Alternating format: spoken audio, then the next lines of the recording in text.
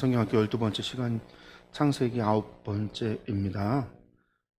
저희들이 계속해서 아브라함에 대해서 보고 있는데요. 이 아브라함 네 번째 시간입니다. 아브라함의 일생이 12장에서 25장까지 창세기에 기록되어져 있는데 그 가운데 저희들을 보시면 이제 저희들이 7가지 이야기를 나눴어요. 아브라함이 언약하신 여호와 하나님의 이야기와 부터 시작을 해서 지난주 17장에 할례의 이야기까지 했고, 이 할례하는 이야기 속에서 우리가 무엇을 봤냐면 하나님께서 아브라함에게 이제 이 17장이 되면 아브라함이 99세가 되는 때잖아요. 바로 이 99세 되는 그때에 하나님께서 아브라함에게 이삭을 약속하셨죠. 그리고 그 이삭을 누가 낳는다고 했냐면 이제서야 99세 되는 이때서야 사라를 통해서 이삭이 태어날 거다라고 그랬습니다. 이삭의 이름도 우리가 좀 기억을 해야 됩니다. 이삭의 이름이 뭐죠? 웃음이라고 그랬죠. 웃음. 왜 웃음이라고 졌냐면 하나님의 약속에 아브라함이 웃었잖아요. 무슨 경수도 다 끝났는데 우리가 나이가 이제 99세인데 사라의 나이가 90세인데 무슨 아이를 낳느냐. 하나님의 말씀에 비웃었단 말이에요. 바로 이제 그 이야기가 할례 17장의 이야기였고요. 오늘 이제 저희가 18장의 이야기, 19장의 이야기를 보려고 하는데 소돔과 고모라에 대한 이야기입니다. 그리고 이제 소돔과 고모라에 대한 이야기에 앞서서 사라에게 이삭을 주시겠다는 약속을 다시 한번 언급하는 이야기가 18장 초반부에 위치하고 있습니다.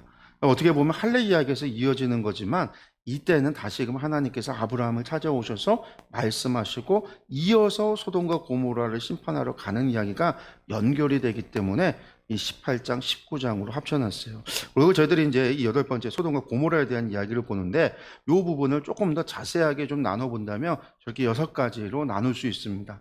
18장 1절에서 15절까지가 사라가 아들을 약속받는 이야기가 나오고요. 18장 16절에서 33절까지가 아브라함이 소돔을 위해서 하나님께 기도하는, 여호와께 기도하는 이야기가 나옵니다.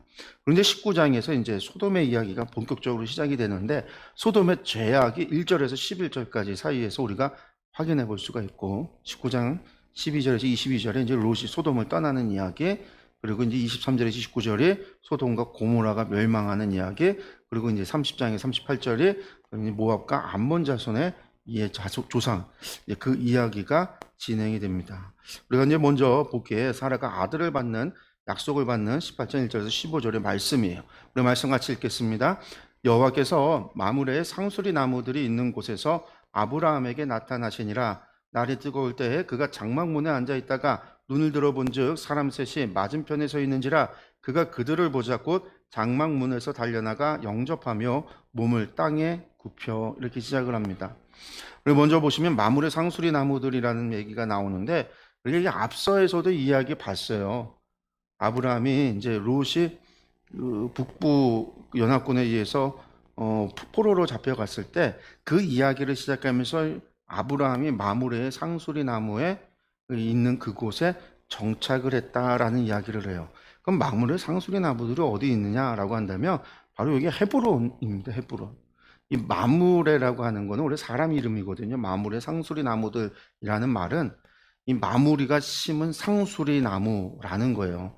마므레라고 하는 사람이 상수리 나무들을 심었는데 그곳을 마므레 상수리 나무들, 마므레라고 불렀어요. 그 주인. 이 마므레라는 사람이 아모리 사람을 통치하는 그 통치자였고요. 그 롯이 포로로 잡혀갔을 때 아브라함이 구할 때 에스골과 아넬과 마므레 이 삼형제와 함께 군대 동맹 관계였거든요. 그들의 도움을 받아서 롯을 구출하는 이야기가 나오죠. 이때 이제 마므레 상수리 나무다라고 그래요. 이 상수리 나무가 성경에 많이 등장을 하는데 상수리 나무가 뭐냐? 참나무를 얘기하는 거예요. 참나무. 참나무를 중국어로 상수라고 그러거든요. 상수. 그래서 상수리 나무라고 우리가 번역이 됐는데 사실은 참나무 일종으로 도토리가 나는 나무예요. 도토리. 그리고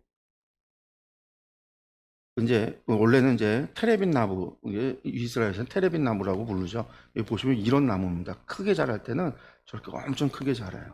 도토리가 나고요. 도토리가 우리나라에서 나는 도토리하고는 또 모양이 좀 다릅니다. 도토리가 전 세계적으로 뭐 60여 종인가요? 뭐 엄청 많아요, 종류가. 그래서 이제 그런 종류의 한 나무인데, 사실 도토리를 안 먹거든요. 전 세계에서 이제 도토리 먹는 사람은 우리나라만 먹는다고 그래요. 도토리는 다람쥐들이나 먹는 거지 사람이 먹는 게 아니다. 그래서 우리가 도토리 먹고 있으면 외국인들이 되게 신기하고 이상하게 이제 본다라고 그러는데, 어쨌든 이런 상수리 나무를 심었다라는 거는 식용은 아니고 아마 저기 크잖아요. 큰 나무에 그늘도 지고 나무가 크면 또 여러 가지로 쓸모가 있겠죠. 그래서 아마 썼던 것 같은데, 여기가 이제 헤브론이에요. 마므레라고 부르다가 이후로 헤브론이다라고 불리게 되는 게 바로 이 지역입니다. 그러니까 아브라함이 여전히 이곳에 머물러 있을 때 지금 벌어진 일이라는 거죠. 그러면서 아브라함에게 나타나셨다라는 거예요. 하나님께서. 여기서 나타나시니라라는 말이 와예바라고 하는 히브리어인데, 이게 뭐 직역을 하면 무슨 뜻이냐면요. 그리고 그는 여호와는 스스로를 나타내 보이셨다라는 뜻이에요. 그러니까 아브라함이 하나님을 찾은 게 아니라 하나님께서 아브라함을 찾아오신 거예요. 그러니까 하나님께서 스스로를 자기 자신을 드러내 보이셨다. 아브라함의 요청에 의해서가 아니라 보이셨다라는 거예요.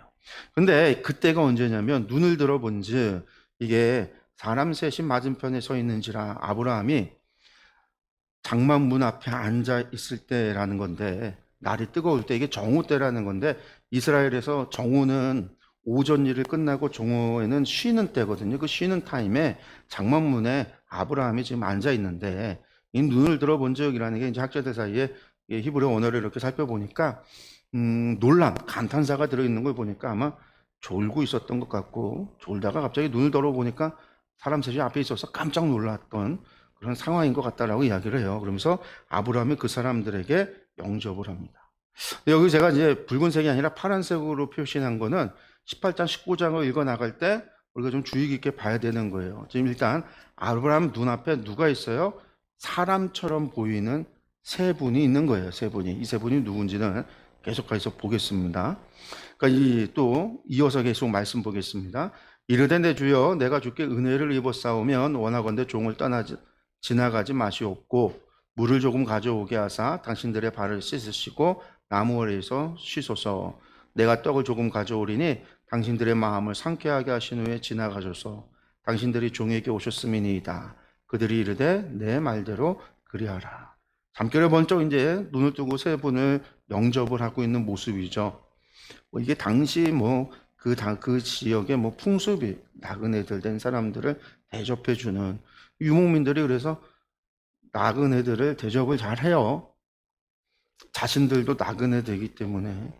그리고 이후에 이제 아브라함이 이런 분들을, 하나님을 이렇게 대접한 것 때문에 복을 받았다고 해서 유대인들이나 이슬람들도 마찬가지지만 이런 나그네 된 사람들을 향한 선을 베푸는 것을 복받는 거다라고 생각을 합니다. 어쨌든 아브라함이 이제 그 세 분들을 영접하는 이야기가 쭉 이어집니다. 말씀 볼까요? 아브라함이 급히 장막으로 가서 사라에게 이르되 속히 고운 가루 세 쌀을 가져다가 반죽하여 떡을 만들라 하고, 아브라함이 또 가축대 있는 곳으로 달려가서 기름지고 좋은 송아지를 잡아 하인에게 주니 그가 급히 요리한지라. 아브라함이 엉긴 젖과 우유와 하인이 요리한 송아지를 가져다가 그들 앞에 차려놓고 나무 아래에 모셔 섬에 그들이 먹으니라. 우리가 여기서 알 수 있는 거는요, 고운 가루 세사, 세사라는 게 한 8리터 정도 돼요. 한 세아가. 세사 하면은 한 24리터 정도. 세 사람을 대접하기에는 많지만 그가 정성껏 하고 있는 거죠. 그리고 좋은 송아지를, 나쁜 게 아니에요. 기름지고 좋은 송아지를 잡아서 정성껏 대접하고 있는 아브라함의 모습이 묘사되고 있죠. 근데 그들이 아브라함에게 이르되 내 아내 사라가 어디 있느냐 대답하되 장막에 있나이다. 그가 이르시되 내년 이맘때 내가 반드시 내게로 돌아오리니 내 아내 사라에게 아들이 있으리라 하시니 사라가 그 뒤 장막문에서 들었더라. 대접을 잘 받던 그들이 가운데 이제 묻는 거예요. 내 아내 사라가 어디 있느냐.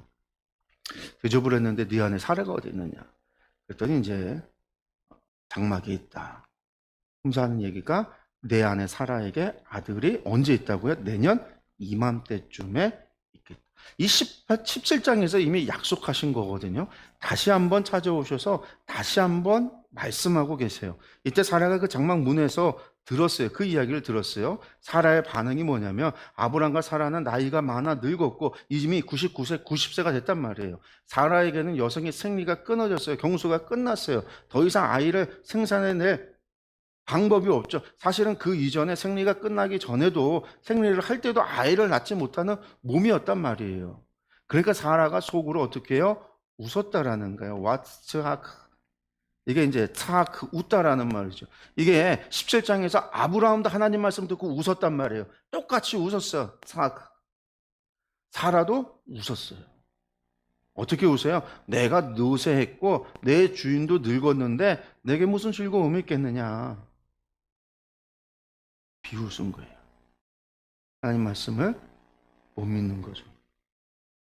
아브라함도 믿지 못했고 사라도 믿지 못했고 누구도 믿지 못할 거예요. 왜? 이미 나이가 들었고 경수도 생리도 끝났고 더 이상 자녀를 낳을 수 있는 방법이 없어요. 그런데 웃었다라는 거예요. 그랬더니 뭐라고 하냐? 여호와께서 이야기하세요. 아, 그러니까 지금 세 사람이 와 있었는데 그 세 사람 가운데 한 분이 누구예요? 여호와 하나님께서 아브라함을 찾아오셨던 거죠. 그럼 그 둘은 뭘까요? 둘은 하나님의 사자인 거죠. 말락 사자 혹은 천사인 거예요. 여호와께서 아브라함에게 이르시되 사라가 왜 웃으며 여기서 또 그래 왜 웃으며 이르기를 내가 늙었거늘 어떻게 아들을 낳으려 하느냐.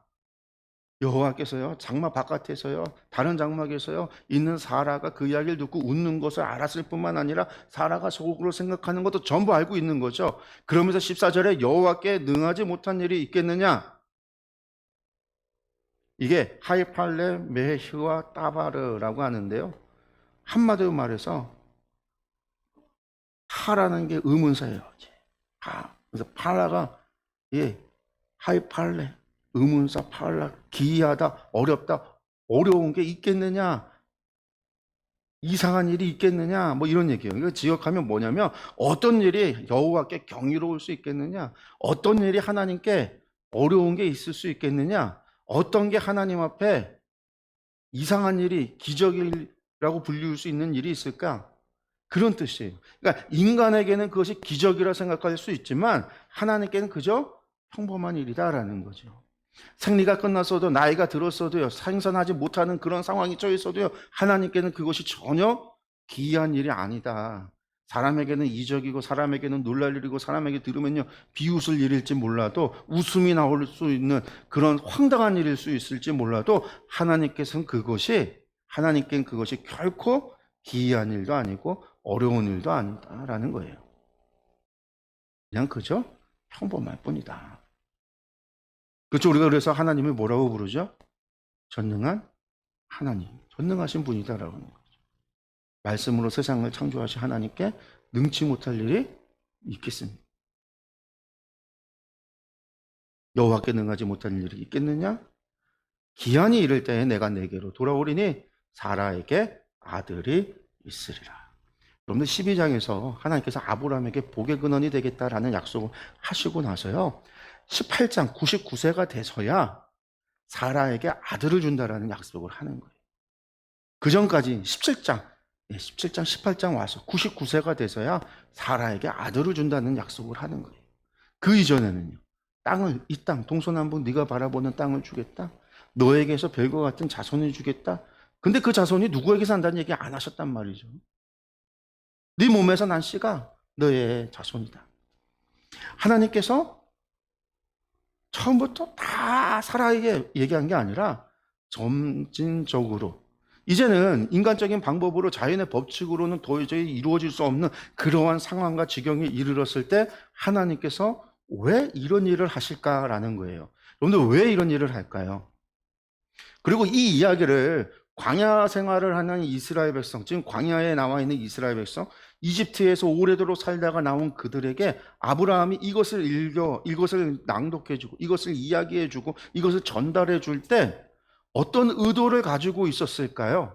하나님께서 모세를 통해서 이 이야기를 전할 때 어떤 의도를 가지고 있었을까요, 여러분들?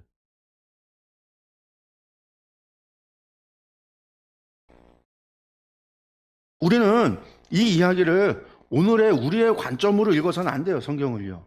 성경을 읽는 첫 번째, 우리의 관점으로 성경을 읽어서는 안 돼요. 이 성경이 읽혀지던, 이 성경이 낭독되던, 이 성경이 쓰여지던 바로 그 상황에 하나님께서 어떤 의도로 이 말씀을 하신 걸까? 어떤 의도로 이 말씀을 전달하게 하신 걸까? 어떤 의도로 이 말씀을 선포하게 하신 걸까를 우리가 끊임없이 생각을 해야 되거든요. 다른 게 아니에요. 아브라함도요, 여호와께 능하지 못한 일이 있겠느냐를 모른 거죠. 전능하신 하나님. 나이가 들면 날 수 없다라는 거예요. 하나님이라도 안 되는 건 안 된다라는 거예요. 하나님이 75세부터 약속을 하시고 그를 인도하셔서 그에게 여러 번의 언약을 주셨음에도 불구하고 아브라함은요, 자신의 태에서 나서 여러 민족이 태어난다라고 하는 것에 대해서 이제는 포기, 이스마엘이나 인간의 자연의 법칙과 상식으로는 이루어질 수 없는 하나님의 능력과 전능하심에 대해서 알지 못하는 아브라함. 하나님께서 왜 이 이야기를 하시냐면, 왜 이런 것들을 이제서야 주시냐면, 생명을 주시는 분은 하나님이시다라는 거예요. 자연의 법칙에 의해서 이루어지는 일이 아니라. 아브라함이 좀 노력을 했을까요? 제가 생각할 때는요, 아브라함이 인간적인 방법뿐만이 아니라 그 주변의 수많은 사람들의 조언을 따르지 않았을까요? 저는 그랬을 것 같아요. 노력하고 또 노력했을 거예요. 왜? 아니, 하갈에게서만 이스마엘을 낳는 그 노력뿐만이 아니라 다른 노력. 우리도 자식 못 낳으면요, 여러 가지 노력 다 하잖아요. 교회 다니는 사람들이 자식 못 낳으면 나중에 어디까지 가요? 무당한테도 가요. 점장이한테도 가요. 이 의사도 찾아보고 저 의사도 찾아보고요. 이 검사도 해보고 저 검사도 해봐요. 그리고 그런 그들에게 수많은 좋은 자들이 등장해서 이야기를 해줘요.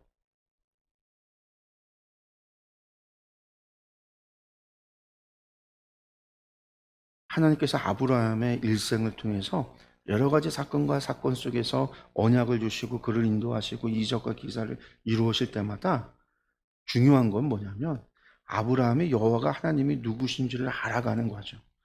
아브라함이 하나님을 신뢰할 수 있도록 그에게 하나님을 신뢰할 수 있는 분으로 알아가는 과정이 뒤따랐다라는 거예요. 그게 아브라함의 믿음이 성장하는 방법이에요. 애굽에서 오래도록 수많은 우상들을 봐왔던 이스라엘 백성에게 그저 여호와 하나님이 너를 구원했다 그 한마디로 여호와 하나님을 다 설명할 수 없어요. 이런 창세기 이야기를 통해서 여호와 하나님이 누구신가를 가리키는 거예요. 이 백성이 여호와가 하나님인 줄 알아야, 여호와가 누구신지를 알아야 하나님을 온전히 섬기고 믿을 수 있거든요. 나중에 북이스라엘이 멸망할 때 호세아 선지자의 외침이 뭐였냐면 이 백성이 결국 왜 망하느냐? 여호와를 아는 지식이 없어서 망하는구나라는 탄식을 해요. 누가 지혜가 있어서 이 하나님을 아는가? 여호와 하나님을 알지 못해서 결국은 이 백성이 망한다. 여호와 하나님을 아는 지식이 얼마나 중요한가? 우리가 이제 이런 관점에서 이 이야기를 드려봐야 돼요. 아, 여호와께 능하지 못한 일이 있겠느냐? 하나님은 지금 이것을 아브라함에게, 사라에게 가르치고 싶은 거예요. 하나님께서 그렇게 말씀하시자 15절에 보니까요, 사라가 두려워서 부인하여 이르되 내가 웃지 아니하였나이다. 이르시되 아니라 내가 웃었느니라. 사라가 두려워서 거짓말하죠. 안 웃었습니다. 발뺌을 해요. 그러나 내가 웃었다 라는 거죠. 자, 그래서 이삭이라는 이름이요, 이처럼 불신앙의 웃음, 불신앙의 웃음이었어요. 비웃음과 같은 웃음, 변명의 웃음이었어요. 그랬던 웃음이 진정한 즐거움, 기쁨의 웃음, 하나님의 약속이 성취되어지는 웃음, 그러한 웃음으로 변화되는 거죠, 이삭. 네, 15절에. 그 다음에 이제 18장 16절에서 이제 소돔과 고모라에 대한 이야기를 하나님께서 하세요. 여기 보니까 이제 16절에 이어지는 거예요. 그 후에 우리가 이제 성경에서는 있는데, 원어에서 있는데 번역에서는 없지만 그 후에 이어서 그 사람들이 거기서 일어나서 소돔으로 향하고, 이렇게 보니까 아까 사람 셋으로 봤잖아요. 그 중에 한 분은 여호와였었고 나머지 둘이 있는데 그 사람들이 16절만 보면 다 간 것 같죠. 일어나서 소돔으로 향하고 아브라함은 그들을 전송하러 함께가 나갔다. 그러고 나서 17절 보니까 여호와께서 이르시되 아니, 갔는데 여호와께서, 그 얘기는 뭐예요? 두 사람은 가고 여호와는 계속, 여호와께서 남아 계셨다라는 거예요. 그래서 이제 19장에 보면 그 두 사람이 소돔에 이르러 롯의 집에 들어가게 되는 게 그 두 사람이에요. 그러니까 이제 셋 가운데 여호와께서 남아서 아브라함과 대화를 계속해서 이어가시는 거고, 둘은 하나님의 명령을 듣고 소돔으로 내려간 거예요. 이때 여호와께서 뭐라고 이야기하냐면요, 내가 아브라함에게 무엇을 숨기겠느냐, 내가 하려는 걸 숨기겠느냐, 그러면서 아브라함은 강대한 나라가 되고 천하 만민은 그로 말미암아 복을 받게 될 것이 아니냐, 내가 그로 그 자식과 권속에게 명하여 여호와의 도를 지켜 의와 공도를 행하게 하려고 그를 택하였나니 이는 나 여호와가 아브라함에게 대하여 말한 일을 이루려 함이라. 지금 하나님께서는요, 소돔을 멸하시려고, 그들의 죄를 심판하려고 두 사자를 내려보냈어요. 근데 그곳에는 누가 있어요? 아브라함의 조카 롯이 있단 말이죠. 그래서 하나님께서 아브라함에게 숨기겠느냐라는 거예요. 하나님께서 아브라함을 택하신 이유가 뭐예요? 그를 복의 근원으로 삼아서 그를 저주하는 자를 저주하고 그에게 축복하는 자에게 복을 주시기 위함이었잖아요. 그래서 그에게 이야기 진행합니다. 여호와께서 또 이르시되 소돔과 고모라에 대한 부르짖음이 크고 그 죄악이 심히 무거우니 내가 이제 내려가서 그 모든 행한 것이 과연 내게 들린 부르짖음과 같은지 그렇지 않은지 내가 보고 알려 하노라. 이거 중요해요. 먼저는 소돔과 고모라에 대한 부르짖음이 하나님 앞에 들려왔다라는 거죠. 그 죄악이 무겁다라는 것을 하나님이 아셨다라는 거예요. 뿐만 아니라 아시는데도 불구하고 직접 내려가서 내가 보고 알려고 한다. 이를 위해서 누구를 보냈어요? 사자들을 보냈다라는 거예요. 내가 다 보고 내가 다 확인해서 그들을 뭐예요? 심판하려고 한다라는 거예요. 지금 18장 이후의 이야기는요, 하나님께서 그렇게 하려고 하시는 일에 대한 것을 우리가 염두에 두고 들어가서 봐야 돼요. 그 사람들은 여호와 하나님을 빼고 두 사자들이에요. 거기서 떠나 소돔으로 향하여 가고 아브라함에게 여전히 마물의 상수리 헤브론에서 여호와 앞에 그대로 서 있는 거죠. 예, 헤브론이 있고 소돔과 고모라가 사해바다 건너편이에요. 지금으로 치면 요르단에 있어요. 요르단. 저 헤브론에서 소돔 고모라까지도 한참 가야 되는 겁니다. 예, 요 지역이죠, 요 지역. 여기 보시면요, 저 위가 소돔, 그 밑에가 고모라예요. 여기가 소돔이고, 예, 예, 여기가 소돔입니다. 소돔. 이거 정확한지는 잘 모르고요. 사해바다 해수면이 이제 물이 줄어들면서 수면이 이제 낮아지고 있거든요. 그러면서 이제 유적이 발견되어지는데 한 네다섯 개 한 도시들이 새롭게 고고학적인 발견이 이루어져요. 그러면서 이제 저기 중간에 있는 지금 표시되어 있는 저기가 밥에트라라고 하는데 여기가 아마 소돔일 것이다라고 추정하는 곳이에요. 정확한지는 모르지만 지금 현재 거기가 소돔일 것이다. 그 소돔에서 이제 내려오면 15km 정도 내려오면 고모라라고 하는 곳이 있다. 누메이라라고 하는 곳인데 여기가 아마 고모라일 것이다라고 추정을 해요. 그리고 거기서 다시 또한 15km 내려오면 소알이 있을 것이다라고 추정을 하는 건데 이 밥, 이 지금 이제 밥에트라라고 하는 소돔 지역을 발굴을 하는데요. 도시가 어느 정도냐면 가로 세로가 한 200m 정도, 200m, 200m. 그러니까 4만 제곱미터 정도의 그 터가 있고요. 7m 두께의 엄청 두꺼운 거죠. 7m 두께의 성벽이 이제 그렇게 쌓여 있는 도시예요. 면적으로 추정을 하기로 한 2,300명 정도가 성 안에 살았던 것으로 보이고, 물론 성 밖에 때도 사람들이 살죠. 그래서 거기에 발견된 무덤들이 있는데 무덤만 한 2,000개가 넘고요. 무덤에 장사되어져 있는 유골들, 사람들이 한 50만 명 정도가 발견이 50만 개 정도. 그러니까 엄청난 거죠. 그 무덤에 발견되는 토기들도 한 300만 개 이상. 엄청 큰 도시라는 거예요. 엄청 큰 도시. 이제 고모라라고 하는 도시는요, 소돔보다도 한 2배, 2배 정도, 한 8만 제곱 평방미터. 엄청나게 큰 건데, 이 고모라에는요, 아주 대규모의 포도원이 있었던 곳이 고모라라고 그래요. 고모라. 여기서 발굴되어지는 걸 확인해 보면. 그러니까 이제 사해바다라는 곳이요, 아주 지중해 아래쪽이잖아요. 여름이면 40도가 넘는 뜨거운 지역인데, 여기에서 이제 포도를 만드는 건 대부분 포도주를 만들기 위함인데, 포도주가 당연히 온도가 덥고 뜨거웠기 때문에 증발이 되면 독할 수밖에 없는 아주 독주를 마셨던 것으로 추정을 하고, 여기에 특별히 이렇게 큰 도시가 있는 이유는 고모라 지역에 아주 샘들이 많았어요. 아주 맑은 샘이. 그러니까 사해바다는 죽은 마실 수 없는 물과 뜨거운 바로 그런 지역에 많은 샘, 아주 깨끗하고 차가운 맑은 샘이 솟아나고, 그 샘 주변에는 종려나무가 수없이 펼쳐져 있고, 그리고 그 주변에는 엄청나게 큰 포도원이 있었으니까, 아주 광활한 포도원이 펼쳐져 있었으니까 사해 지역의 아주 풍요의 상징이었던 곳이 아마 이 누메이라 고모라였을 것으로 봐요. 그래서 롯이 아브라함을 떠나서 소돔과 고모라로 내려갈 때 뭐라고 표현하냐면, 롯의 눈에 주님의 동산, 그 땅이 주님의 동산 같고 이집트, 저기 나일강 삼각주의 이집트 같았다, 이런 표현을 하잖아요. 그만큼 소돔과 고모라가 풍요의 땅이었다라고 하는 것을 우리가 추정해 볼 수 있는 거예요. 근데 그 땅에 도대체 무슨 문제가 있냐라는 거죠. 아브라함이 그 땅을 멸하겠다라는 말에 아브라함이 하나님께 나가서 이릅니다. 주께서 의인을 악인과 함께 멸하려 하시나이까. 우리가 너무나 잘 아는, 너무나 유명한 아브라함의 소돔을 위한 기도가 시작이 돼요. 그러면서 우리가 아는 거죠. 성중에 의인 50명이 있을지라도 주께서 그것을 멸하시려고 그 50 의인을 위하여 용서하지 아니하십니까? 주께서 이같이 하사 의인을 악인과 함께 죽이시면 부당하며 의인과 악인을 같이 하심도 부당합니다. 세상을 심판하시는 이가 정의를 행하실 것이 아니니까. 하나님께서 세상을 심판하시는데 정의를 행해야죠.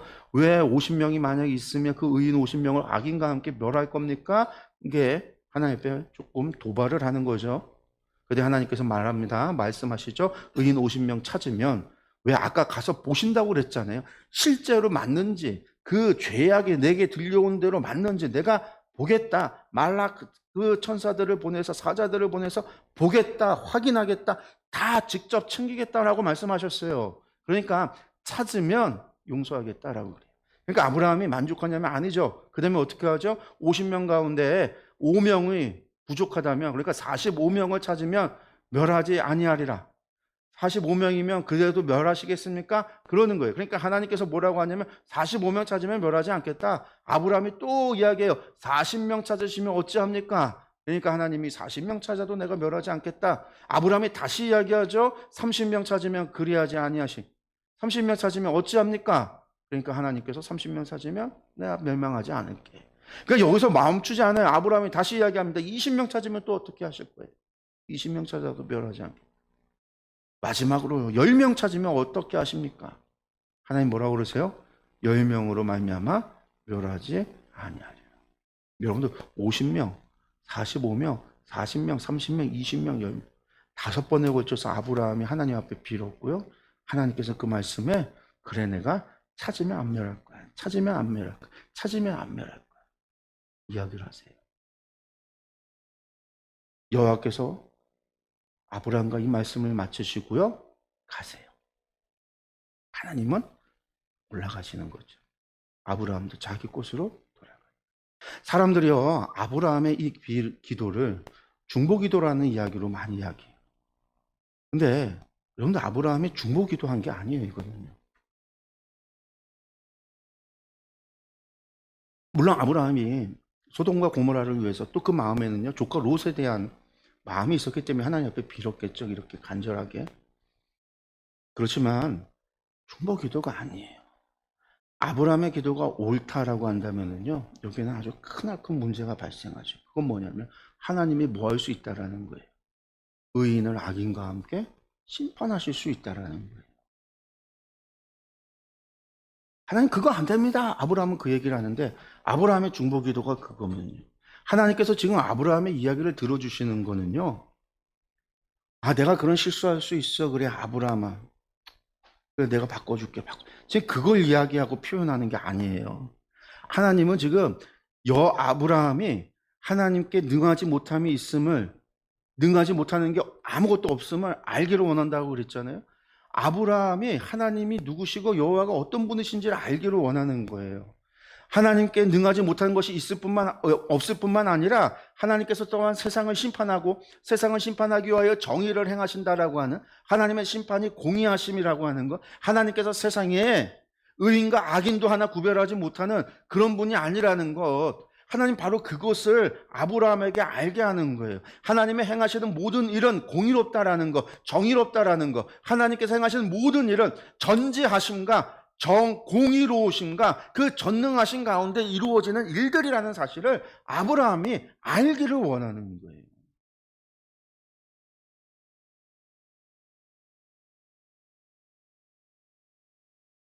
우리 예레미야서를 보면은 나중에 하나님이 뭐라고 얘기하시냐면요, 예레미야에게 네가 이 성 중에 의인 한 명만 찾아봐. 내가 멸하지 않는다. 내가 심판하지 않는다. 그런데 이스라엘이 멸망하는 이유가요, 의인 한 명이 없어서 망하는 거예요. 결국은 하나님이 의인과 악인을 같이 심판해서 멸하시지 않는다라는 거예요. 물론 전쟁 가운데 의인도 죽어갈 수 있고 악인도 죽어요. 근데 하나님의 심판은 그 심판을 얘기하는 게 아니에요. 그 너머에 억울하게 지옥 가는 사람이 있는 게 아니고요, 뒷구녕으로 천국 갈 수 있는 게 아니라는 거예요.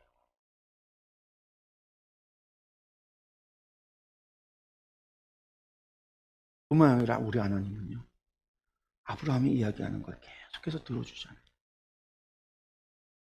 아브라함이 부당하게 이야기하고 있죠. 계속해서 들어줘.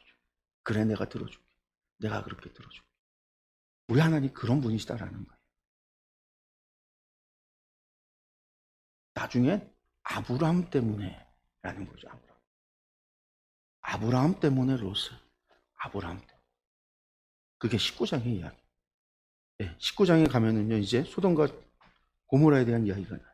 롯이 소돔에 살았기 때문에 소돔의 이야기가 중심이 되죠. 먼저 19장 1절에서 11절입니다. 저녁 때가 됐습니다. 두 천사가, 여기서 이제 두 천사. 그 셋 중에 한 분은 예수님이 여호와이셨고 그 둘이 하나님의 사자였어요. 여기 보면 이제 두 천사가 쉰의 한마라킴이라고 하는데, 쉰의가 둘이라는 뜻이고요. 한마라킴, 말라크라는 건데 사자다, 전령 뭐 이런 걸 얘기해요. 그래서 우리가 이제 말라기가 말라크거든요. 하나님의 사자, 사람을 사자라고 할 때도 말라크라고 하고 천사도 말라크라고 그래요. 하나님의 전령, 하나님의 사자, 이걸 이제 전부 다 말라크라고 그래요. 말라크. 그래서 이 말라크가 구약 성경에서는 전부 다 이제 천사라고 표현되어졌지만 이게 앞에서는 세 사람이라고 할 때 그 둘을 가리키는 것이다라고 보시면 됩니다. 그 두 천사가 소돔에 이르니, 마침 롯이 소돔 성문에 앉아 있다가, 여기도 마찬가지죠. 소돔 성문에 마치 아브라함이 장막 앞에 앉아 있듯이 소돔 앞에 앉아 있는데, 그들을 보고 일어나 영접하고 땅에 엎드려 절하며 이르되, 내 주여 돌이켜 종의 집으로 들어와 발을 씻고 주무시고 일찍이 일어나 갈 길을 가소서. 저녁 때가 됐잖아요. 그러니까 그들이 이르되 아니라 우리가 거리에서 밤을 새우리라. 안 하겠다라. 근데 롯이 간청함에, 요새 간청함이라고 하는 말이 우리말에서는 그냥 간청으로 나는데 이게 강권해서 힘으로 끌고 들어갔다라는 얘기예요. 오세요, 안 돼요, 오세요, 제가 영접하겠습니다. 그렇게 해서 강권했어요, 간 거예요. 롯이 이렇게 하는 이유는 아마도 아브라함, 어려서부터 이제 아브라함이 롯을 키웠으니까 아마도 아브라함을 통해서 배운 거예요. 손님 접대하는 거. 그 집으로 들어오는지라 롯이 그들을 위하여 식탁을 베풀고 무교병을 구우니 그들이 먹으니라. 똑같죠. 접대하는 이야기가 나와요. 그런데 그들이 눕기 전에, 시간이 좀 지났어요. 눕기 전에 무슨 일이 벌어졌냐? 그 성 사람 곧 소돔 백성들이 노소를 막론하고 원근에서 다 모여 그 집을 애워싸고 라고 해요. 미나르 웨아드 자켄 콜함 미카츠라고 하는 말인데, 직역을 하면요, 젊은 자부터 늙은 자까지 끝에서 온 그 백성들이라는 거예요. 마지막 카체라고 하는 게, 미카체라는 게 끝을 뜻하는 거예요. 그러니까 소돔성 사람들이, 죄악이 젊은 사람이나 늙은 사람이나 연령층이 나이에 상관없이 모든 연령층에, 나아가서 성 중심에 사는 귀족들이나 성 끝에 사는 사람들은 어떤 사람들이에요? 가난한 사람들이 성 끝에 살아요. 그래서 옛날 집들은, 옛날 성이 어떻게 되어 있냐면 가장 가난한 사람들의 집이 성벽에 붙어서 집을 지어요. 그래서 전쟁이 나서 성벽이 무너질 땐 가난한 사람들이 죽는 거예요, 먼저. 그래서 가난한 사람들이 성벽에 붙어 사는데 그 가난한 사람, 빈부격차 상관없이 지위에 상관없이 그 끝에서까지 그 사람들이 전부 몰려와서 집을 에워쌌다라는 상황이에요. 그러면서 그들이 이야기합니다. 롯을 부르고 그에게 이르되 오늘 밤에 내게 온 사람들이 어디 있느냐? 이끌어내라. 우리가 그들을 상관하리라. 야다하리라. 알겠다. 성경에서 상관하리라는 말은요, 성관관계를 얘기하는 거죠. 우리가 그들과. 롯이 재빨리 집을 나와서 문 앞에 서서 뒤로 문을 닫고 문 앞을 가로막아요. 못 들어가게 막는 거예요. 그러면서 이르되 청하노니 내 형제들아, 이런 악을 행하지 말라. 말 속에 형제들아라고 하는 말을 보면은 롯이 이미 소돔과 고모라에 정착을 한 지 좀 됐고 그들을 이방인이 아니라 정착해서 왔던 떠돌이가 아니라 그들과 형제로 부를 정도로 시간이 교류가 이미 왕성했고 되어졌구나라는 걸 알 수 있어요. 이런 악을 행하지 말라. 내게 남자를 가까이 하지 아니한 두 딸이 있노라. 청하건대 내가 그들을 너희에게 이끌어내리니 너희 눈에 좋을 대로 그들에게 행하고 이 사람들은 내 집에 들어왔은즉 이 사람들에게는 아무 일도 저지르지 말라. 이게 말이 되는 일이 아니죠. 뒤에 보면 두 딸에게는요, 정혼한 남편이 있어요. 아직 결혼하진 않은 남편. 사위가 있어요. 결혼할 사위. 정해져 있는데도 불구하고 뭐라고 그래요? 내 두 딸을 내어. 그러면 롯이 지금 이 두 사람이 하나님의 천사인 걸 알고서 지키기 위해서 애쓰는구나 우리가 생각할 수 있는데 그건 아니에요. 그건 아니에요. 그가 영적으로 무엇인가를 알아서가 아니에요. 아마도 당시 자신의 집안에 왔던 손님을 지키지 못하면 그것이 이제 엄청난 자기에게 불이익으로 돌아오는 그런 풍습이 있기 때문에 그런 것 때문에 두 딸을 내려놓겠다라는 일을 지금 만행을 저지르는 거죠. 만행을 한마디. 그들이 이르되 너는 물러나라. 또 이르되 이 자가 들어와서 거류하면서 우리의 법관이 되려 하느냐? 네가 뭔데 우리에게 이래라 저래라 하느냐라는 뜻이죠. 이제 우리가 그들보다 너를 더 헤아리라 하고 롯을 미치며 가까이 가서 그 문을 부수려고 하는지라. 무슨 일이 벌어지냐면 그 사람들이 천사들이 손을 내밀어 롯을 그 집 안으로 끌어들이고 문을 닫아버린 다음에 바깥에 있는 사람들의 눈을 어둡게 했다. 멀게 했다라는 거죠. 그 사람들이 이제 문을 찾느라 헤매는 사이에 이제 천사가 소돔에서 롯을 떠나라고 이야기를 합니다. 이제 온 목적에 대해서 이야기하죠. 그 사람들이 천사들입니다. 롯에게 이르되 이 외에 내게 속한 자가 있느냐? 이 외라는 건 롯과 지금 롯의 두 딸과 롯의 처를 얘기하고 그 집안에 있는 권속들을 얘기하는 거예요. 내 사위나 자녀나 성중에 내게 속한 사람들을 다 성 밖으로 이끌어내라. 그들에 대한 부르짖음이 여호와 앞에 크므로 여호와께서 이곳을 멸하시려고 우리를 보내셨나니 우리가 멸하리라. 롯이 나가서 그 딸들과 결혼할 사위들에게 말하여 이르기를 여호와께서 이 성을 멸하실 터이니 너희는 일어나 이곳에서 떠나라 하되 그의 사위들은 농담으로 여겼더라. 사위들은 소돔 사람들이죠. 농담으로 여겼더라. 농담.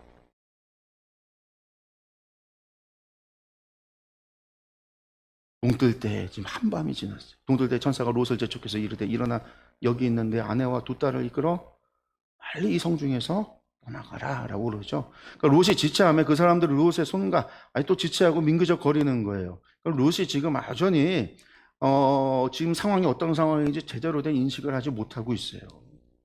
어떻게 해야 될지 지체하고 있어요. 그러니까 손을 붙잡고 아예 성 밖으로 끌고 나가서 성 밖에 둬요. 왜 이렇게까지 행하느냐? 여호와께서 그에게 자비를 더하심이었더라. 이 모든 게 하나님의 자비였다라는 거죠. 그 자비는 롯의 신앙이나 롯의 행하는 모습 때문이 아니라 누구 때문일까요? 아브라함 때문이에요. 아브라함 때문. 그 사람들이 그들을 밖으로 이끌어낸 후에 이르되 도망하여 생명을 보존하라. 돌아보거나 들에 머물지 말고 산으로 도망하여 멸망함을 면하라. 그러니까 롯이 뭐라고 그래요? 그들에게 이르되 내 주여 그리 마옵소서. 여러분들 사해바다 가보면은요 사해바다 주변이 약간의 평지가 있고 그 옆에요 가파른 산이 이렇게 있어요. 그냥 우리 남산 이 뒤에 있는 이런 남산 같은 산이 아니라 절벽같이 이렇게 훅 올라가서 산이 있어요. 그 산으로 올라간다는 것도 대단히 힘들고요. 어려운 거예요. 롯이 그들에게 말하는 이야기, 그래 하지 마옵소서. 가려고 하니까 이건 못 갈 길이거든요. 그러니까 요구하는 거죠. 주의 종이 주께 은혜를 입었고 주께서 큰 인자를 내게 베푸사 내 생명을 구원하셨사오니 내가 도망하여 산에까지 갈 수 없나이다. 뭔 소리예요? 지금 은혜를 입었고 베푸사 생명을 구원하셨으면 지금 산에까지 왜 못 가요? 산에도 충분히 갈 수 있고 계속해서 하나님이 구원하신다니까 따르면 되는 건데 롯이 찡찡대는 거죠. 두렵건대 재앙을 만나 죽을까 합니다. 보소서 저 성읍은 도망하기에 가깝고 작기도 하오니 나를 그곳으로 도망하게 하소서. 이는 작은 성읍이 아니니까 내 생명이 보존되리이다. 그래서 어떻게 해요? 그가 그에게 이르되 내가 이 일에도 내 소원을 들었은즉 내가 말하는 그 성읍을 멸하지 아니하리니. 원래는요 멸할 생각이 있었는데 네가 그걸로 정말로 가겠다 하니까 멸하지 않겠다. 그리로 속히 도망해라. 내가 거기 이르기까지는 내가 아무 일도 행하지 않노라. 그 성은 뭐라고요? 소알이라. 아까 지도에서 볼 때요 여기에 소알이에요. 소알. 그러니까 하나님께서 어디를 어떻게 멸하신다? 여기를 이렇게 다 멸하신다라는 거예요. 소돔과 고모라. 근데 소돔과 고모라하고 붙어 있었던 소알이라고 하는 도시가 제대로 된 도시였을까요? 같은 문화, 같은 풍수, 교류하는 사람들이 살았다고 한다면요. 비슷한 죄 가운데 있었던 곳도 소알이지 않을까 생각이 드는 거죠. 그래도 하나님께서 롯의 간청에 그 성을 내가 그래 멸하지 않겠다. 너의 생명을 지켜주겠다라는 얘기예요.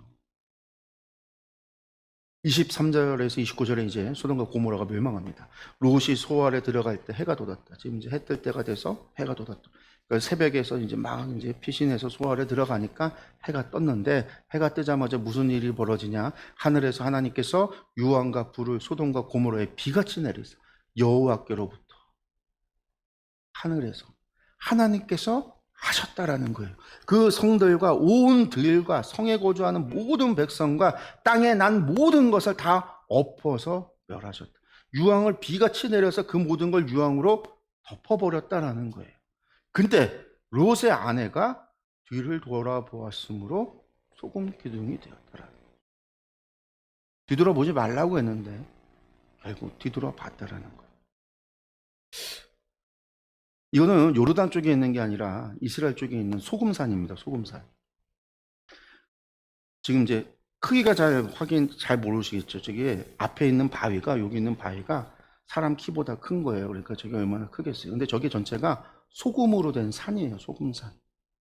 하해바다에서 바람이 불고 그 염분기가 날아와서 퇴적이 돼서 쌓여서 만들어진 산인데 저게 소금으로 되어 있는 산이라는 거예요. 근데 이제 여기 보면 왼편 끝에 보면 뾰족하게 튀어나온 게 있어요. 요게 이제 소금 기둥, 롯의 아내 소금 기둥이라는 별명이 있는 거예요. 롯의 아내가 아니라 별명으로 그렇게 붙여놨어요. 왜냐면 아까도 봤지만 소돔과 고모라가 있었던 게 요르단 지역이라고 보잖아요. 이제 이거는 이제 이스라엘 지역이거든요. 편에. 근데 이제 그런 별명이 있는 곳이 있어요. 소돔 기둥이라. 여기가 이제 소금으로 되어 있는 소금산이 이스라엘에 있는 곳입니다. 네. 아브라함이 그 아침에 일찍 일어나 여호와 앞에 서 있던 곳에 이르러 소돔과 고모라 온 지역을 향하여 눈을 들어 보니까 헤브론에서 바라본 거죠. 연기가 온기가마의 연기같이 찢었음을 보았더라. 마치 핵폭탄이 터졌을 때 버섯 구름이 올라오듯이 그런 구름을 봤다라는 거예요. 하나님이 그 지역의 성을 멸하실 때, 곧 롯이 거주하는 성을 엎으실 때에 하나님이 아브라함을 생각하사 롯을 그 엎으시는 중에 내보내셨더라. 뭐였을까요? 당시 상황에서는 그렇게밖에 이해를 못하지만 아마도 하나님께서 운석을 떨어뜨려서 멸하셨던. 큰 운석이 떨어지면 이게 버섯구름, 핵폭탄이 터졌던 원자폭탄이 터졌을 때 생겨나는 버섯구름과 같은 일들이 벌어지니까 아마도 운석을 떨어뜨려서 그 넓은 지역을 한 번에 운석들이 떨어져서 그렇게 되어졌을 것으로 보는 거죠. 근데 여기서 하나님이 아브라함을 생각하사 롯을 생각해서가 아니에요. 롯 때문이 아니에요. 아브라함이 복을 받으니까 하나님께서 아브라함을 어떻게 했어요? 복의 근원으로 삼았잖아요.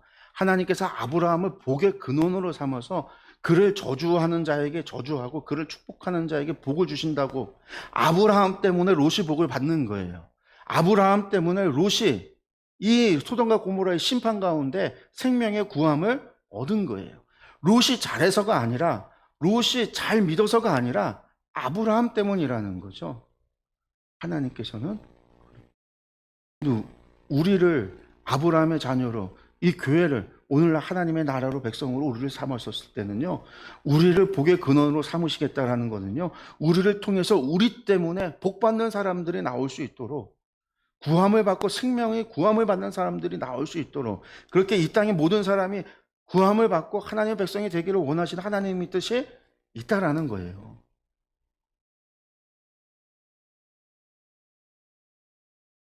그 다음에 19절, 30절, 38절 이야기의 끝이 가는, 모압과 암몬 자손의 조상인데요, 롯이 소알에 거주하기를 두려워하여 하늘에서 비같이 떨어지는 유성과 유황, 먼지 구름, 막 그런 폭발음이 들리는 게 소알에서 계속 들리니까 두려운 거예요.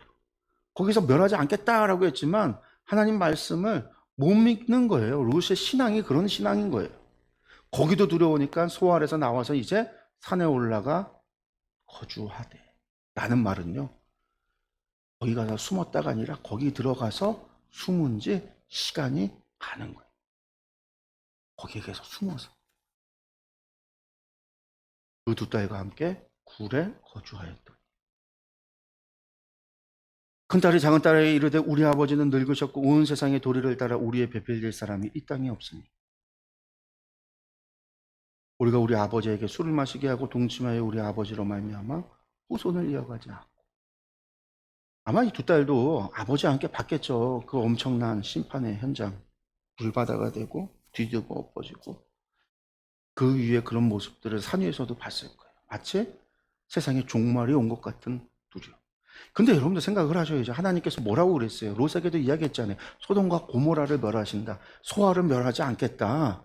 소돔과 고모라를, 그러면 이 땅이요, 소돔과 고모라만 있는 게 아니에요. 롯과 두 딸이 어디로 가면 돼요? 아브라함에게 다시 되돌아가면 돼요. 찾아가면 돼요. 소돔과 고모라뿐만 아니라 헤브론으로 올라갈 수도 있고 브엘사바로 갈 수도 있고 그들이 있었던 베델로 갈 수도 있어요. 아브라함과 헤어졌던 그곳으로 갈 수도 있어요. 그런데 그런 선택이 아니라 이 땅에 배필될 사람이 없으니, 없는 게 아니에요. 찾아보지 않는 거죠. 산에 굴에 들어가서는 잘못된 생각. 그래서 어떻게 해요? 그 밤에 아버지에게 술을 마시게 하고, 이게 포도주, 소돔에서 고모라에서 생산된 독한 포도주를 마시게 하고 큰 딸이 들어가서 그 아버지와 동침하니라. 그러나 그 아버지는 그 딸을 눕고 일어나는 것을 깨닫지 못하니라. 이튿날엔 큰 딸이 작은 딸에게 이르되 어젯밤에는 내가 우리 아버지와 동침했으니 오늘 밤에는 우리가 아버지에게 술을 마시게 하고 내가 들어가 동침하고 우리가 아버지로 말미암아 후손을 이어가자. 또 그 밤에 아버지에게 술을 마시기 위해서 작은 딸이 일어나 아버지와 동침하니 아버지는 그 딸이 눕고 일어나는 것을 알지 못하더라. 그래서 결국 어떻게 해요? 롯의 두 딸이 아버지로 말미암아 임신했다. 물론 이게 이 이야기가 되어지는 광야 시대 때 이스라엘 사람들이 볼 때, 그냥 롯의 자손들은요, 부정한 거예요. 그의 조상들이 부정한 거죠. 나쁜 거죠. 큰딸이 아들을 낳아 이름을 모압이라고 했어요. 오늘날의 모압의 조상이다. 그러니까 우리가 만나는 저 모압의 조상이 그렇구나. 부정하기 시작됐구나. 작은 딸도 아들을 낳아 이름을 벤 암미라고 했으니 암몬 자손의 조상이라. 암몬 자손의 조상도 부정하구나. 쟤들은 부정한 애들이야. 하나님은 그걸 알리려고 이야기를 하는 게 아니에요. 광야시대 때잖아요. 광야시대. 광야시대 하나님께서 무엇을 얘기했어요? 모압과 싸우지 마. 암몬과도 싸우지 마. 이게 하나님께서 이스라엘 자손에게 명하신 거예요. 에돔하고도 싸우지 마. 에돔은요 또 에서의 자손이. 암몬은요 롯의 자손이. 모압은요 롯의 자손이. 그러니까 싸우지 마. 여러분들 지도를 보시면요, 여기가 모압이에요. 여기가 빨간색. 그리고 여기가 암몬입니다. 암몬. 이스라엘 사람들이 광야를 지나서 요단 동편으로 가기 위해서는요, 에돔 지역을 지나고 모압을 지나고 저 암몬을 지나야지만 저 시딤 평야, 요단 동편으로 갈 수가 있었어요. 하나님께서 그들과 싸우지 말라고 명하셨어요. 물론 나중에 모압을 여호와의 총회에 들어가지 못한다고 하나님이 저주를 내리긴 하지만 그거는 그 이후에 부활의 사건 때문에 그런 것이지, 광야 시대를 살아갈 때 하나님께서 모압과 암몬에 대해서 싸우고 다투고 하지 말라고 명하셨어요. 왜? 롯 때문에. 근데 왜 롯 때문이냐? 롯이 아니에요. 결국 아브라함 때문이에요. 아브라함 때문에 롯이 복을 받은 거고요. 아브라함 때문에 롯이 복을 받자 롯의 자녀들이, 후손들이 부정하게 태어나고 죄 가운데 태어나고 잘못되게 태어났지만 하나님께서 그들을 어떻게 해요? 사랑하셨다라는 거예요. 그래서 뭐 하고라고? 싸우지 말라고, 다투지 말라고, 너희의 형제라는 거예요. 모압도 암몬도 그렇다라는 거예요. 아브라함이 복을 받 아브라함을 봄의 근원으로 삼겠다라고 한 하나님의 뜻이 어떤 거냐? 이처럼 그와 관계됐던 이들이 복을 받게 되어지고, 그와 좋은 관계 속에 있었던 이들이 복을 받았을 뿐만 아니라 그들을 통해서 그의 후손들까지도 복을 주셔서 여호와가 하나님 되심을 알게 하는 것, 여호와가 하나님이 복을 주시는 분이라는 것을 알게 하는 것, 여호와 하나님께서 전능하신 분이라는 걸 알게 하시는 것, 여호와 하나님께서 이 땅을 심판하는 심판의 주라는 걸 알게 하는 것, 여호와 하나님이 누구시라는 걸 알게 하는 것, 그게 하나님의 뜻이라는 것. 여러분, 우리가 이 이야기를 들을 때 오늘의 관점에서 이것을 읽고 오늘의 관점에서 이것을 볼 필요가 없어요. 오늘날 무슨 윤리적으로 이게 근친상간 아버지와 딸들과 말이 안 돼. 여러분들, 당시에는 그런 게 말이 될 때라는 거죠. 당시에는. 지금은 아니지만 당시에는 그런 문제가 안 될 때라는 거예요. 그러니까 지금의 윤리적인 잣대로 과거 이야기를, 성경의 이야기를 해석하고 판단하고 이야기할 필요가 없어요. 성경의 이야기에 하나님께서 이 이야기를 왜 주셨을까? 아담 하나님께서 왜 롯의 가족들, 이런 근친상간이 있으면 그것들을 그냥, 이게 소돔의 죄, 이 롯의 죄가 뭐가 다른 거예요? 소돔과 고모라는 동성연애고 여기는 근친상간이 다르네. 그게 아니란 말이에요. 오직 한 가지, 하나님께서 아브라함을 생각하자. 아브라함을 복의 근원으로 삼았을 때 그와 관계된, 우리가 복의 근원으로 되어졌다라는 거는요, 우리가 아브라함의 후손이고 우리가 복의 근원이라는 거는요, 우리와 관계된 이들에게도 이런 일들이, 하나님의 자비하심이 이루어질 수 있다라는 거예요. 하나님께서 우리의 이야기에, 우리가 비는 기도에 귀를 기울이셔서 우리가 누군가를 위하여 중보하거나 누군가를 위하여 간절히 기도할 때 하나님께서 그 기도에 귀 들어주신다라는 거예요.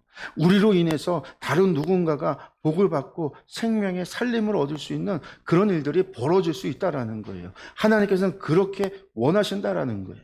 그렇게 이 땅에 하나님의 백성들로 인해서, 복의 근원이 되어진 하나님의 백성들을 위해서, 하나님의 자녀들을 인해서 그런 일들이 이루어져서 더 많은 사람들이 계속해서 하나님의 백성이 되기를 사모하고 희망하고 소망하면서 하나님께로 나아오고 하나님의 나라가 그렇게 확장되어지기를 하나님은 원하신다라는 거예요. 그래서 이 땅에 모든 민족이 복을 받기를, 모든 민족이 하나님의 백성이 되기를.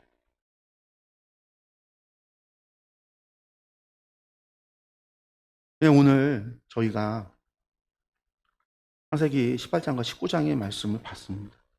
소돔과 고모라의 이야기. 사실상 이것으로 이제 롯의 이야기는 끝이 나요. 롯의 이야기는 끝이 나고 이제 아브라함의 이야기가 다시 시작이 되는 거죠. 하나님께서 약속하신 대로 이삭을 주시는 이야기. 하지만 이삭을 그냥 주시지는 않아요. 이 1년 사이에 또다시 아브라함의 삶에 위기가 발생을 하죠. 그래서 헤브론을 떠나야만 합니다. 그 이야기가 이제 20장에서 시작이 돼요. 우리가 다음 주에 다시 이 말씀들을 통해서 아브라함 그 일생 속에서 이루어지는 하나님의 약속이 어떻게 이루어져 가는지를 계속해서 보도록 하겠습니다. 오늘 공부 여기서 마치겠습니다. 기도하겠습니다.